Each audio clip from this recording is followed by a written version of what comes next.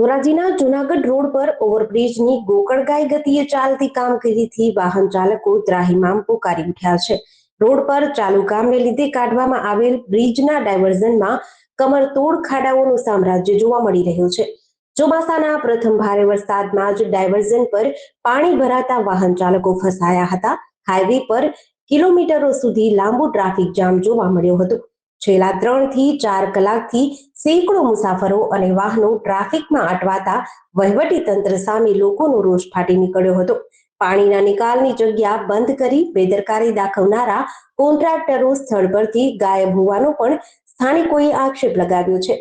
ભારે હાલાકી ભોગવતા વાહન ચાલકોએ તંત્ર પાસે તાત્કાલિક અસરથી ડાયવર્ઝનનો રસ્તો સરખો કરવાની માંગ કરી છે।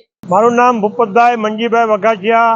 આજ રોજ ધોરાજીની અંદર બહુ અતિશય વરસાદ પડેલ છે અને આ જે તમે ટ્રાફિક જોઈ રહ્યા છો તે જૂનાગઢ રોડનો છે અને અહીં બાજુમાં મારું ખેતર છે। અહીંયા પુલનું કામ અને વિકાસના કામ બહુ જોરશોરથી હાલે છે। ગોકળ ગતિ હાલે આ કરી પણ ગોકળ ગતિ છે। આ એ પુલવાળા એમ કહેતા કે 10 દીમાં પુલ બનાવી દઉં। આજ હિતાવી મોટી છે, પુલ હજી નથી થયો અને તમે જોઈ લો છો આ પાણી ભરાવ કેટલું છે અને આ ટ્રાફિક તમે જુઓ।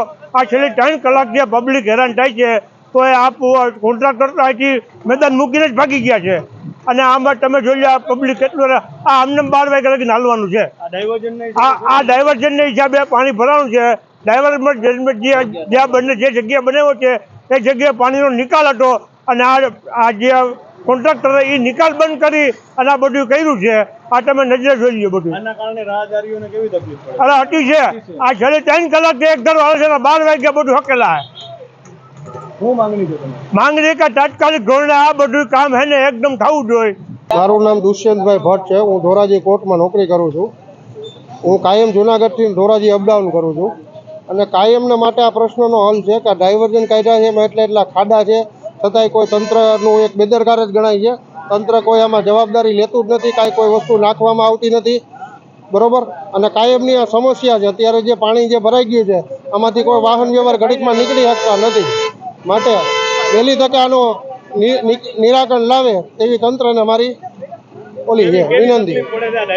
ઘણી તકલીફ પડે છે ભાઈ। અત્યારે જો અડધા પોણા ટાયરો ડૂબી જાય છે। કેટલા સમયથી ઊભા છો અહીંયા ટ્રાફિકમાં? હું અત્યારે 1 કલાક ત્યાં ઊભો છું, બરોબર। માંગણી શું છે તમારી? માંગણી એ છે કે અમે કંઈક રોડ બોર્ડ બનાવી દઈએ હરખો વ્યવસ્થિત। એક તો ખાડા છે, ખાડામાં પાણી ભર્યા આવે, કેટલા ખાડા ઊંડા છે એ તો કઈ ખબર પડતી નથી, બરાબર। આમાં કોઈ અકસ્માત સર્જાય તો તંત્રની જવાબદારી રહેશે।